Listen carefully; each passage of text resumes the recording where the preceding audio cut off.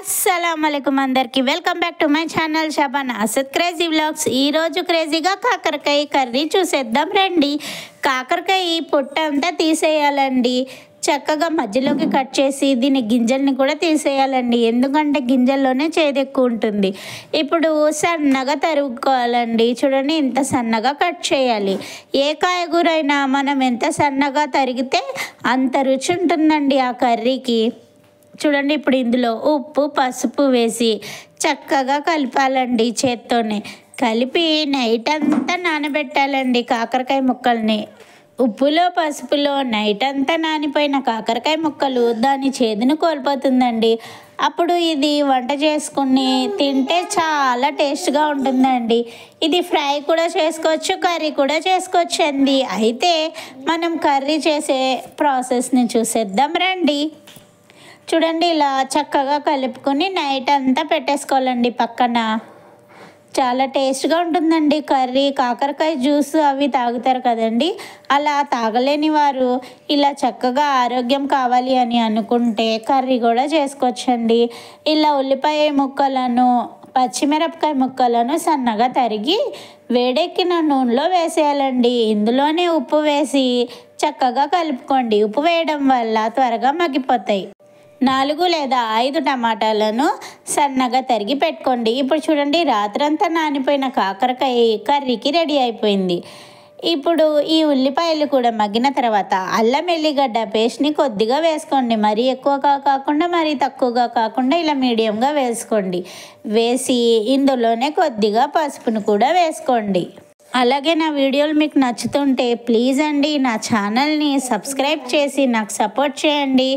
ఇప్పుడు చక్కగా brownish colour వచ్చే వరకు ఇలా ఫ్రై చేయండి. దీని తర్వాత ఇందులో సన్నగా తరిగిన టమాటా ముక్కలను కూడా వేసేసి కొద్దిగా ఉప్పు వేయండి.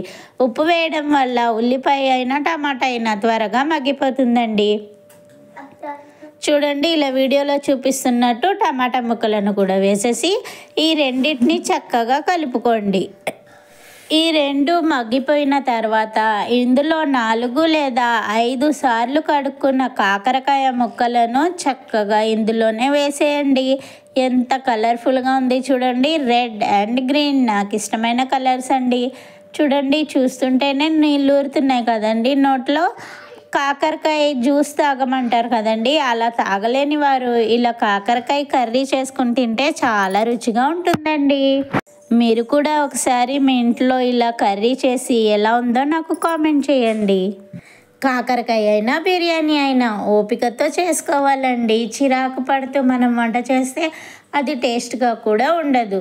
చూడండి, మనం ఎప్పుడైనా ఇష్టంగా చేయాలండి. మనం ఎంత ఇష్టంగా చేస్తే కర్రీ అనేది అంత రుచిగా ఉంటుంది. ఇప్పుడే వాటర్ వేయకుండా నూనెలోనే మగ్గనివ్వండి. ఇప్పుడు నూనెలో కొద్దిగా మగ్గిన తర్వాత వాటర్ వేసుకోండి.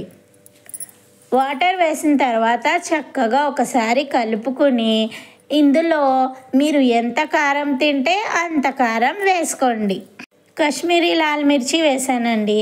ఇది చాలా రుచిగా ఉంటుందండి. చూడండి, ఇలా ఒకసారి మొత్తం కలిపిన తర్వాత మూత పెట్టేసుకోండి.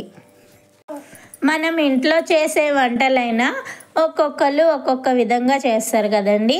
నేనైతే ఈ విధంగా చేస్తానండి. ఇది మా పిల్లలు కూడా చక్కగా ఇష్టంగా తింటారండి. చూడండి, ఇప్పుడు మూత తీసి చూస్తే కాకరకాయలు ఇంకా మగ్గలేదండి. నేను ఇంకొద్దిగా వాటర్ వేసాను. చూడండి, కాకరకాయలు ఇంకా అలాగే ఉన్నాయి. అందుకని నేను ఇంకొద్దిగా వాటర్ వేసి మళ్ళీ మగ్గించానండి. చూడండి, చక్కగా ఇలా మగ్గిపోతుందండి. ఈ వాటర్ అంతా ఇంకిపోయి నూనె పైకి తేలిన తర్వాత కర్రీ రెడీ అయిపోయిందండి. చాలా టేస్ట్గా ఉంటుంది. అలాగే మనం కర్రీ అయిపోయిన తర్వాత ఈ పాత్రలో ఉంచకూడదండి. ఇది అల్యూమినియం కాబట్టి, టమాటాలు వేసాం కాబట్టి టేస్ట్ మారిపోతుంది. అందుకనే మనం స్టీల్ గిన్నెలోకి ట్రాన్స్ఫర్ చేసేసుకుందాం. నా వీడియో మీకు నచ్చిందండి? నచ్చితే ప్లీజ్ అండి ఒక లైక్, ఒక షేర్ తప్పకుండా చేయండి. అలాగే ఒక కామెంట్ కూడా చేసి నా ఛానల్ని సబ్స్క్రైబ్ చేయండి. థ్యాంక్ యూ అందరికీ.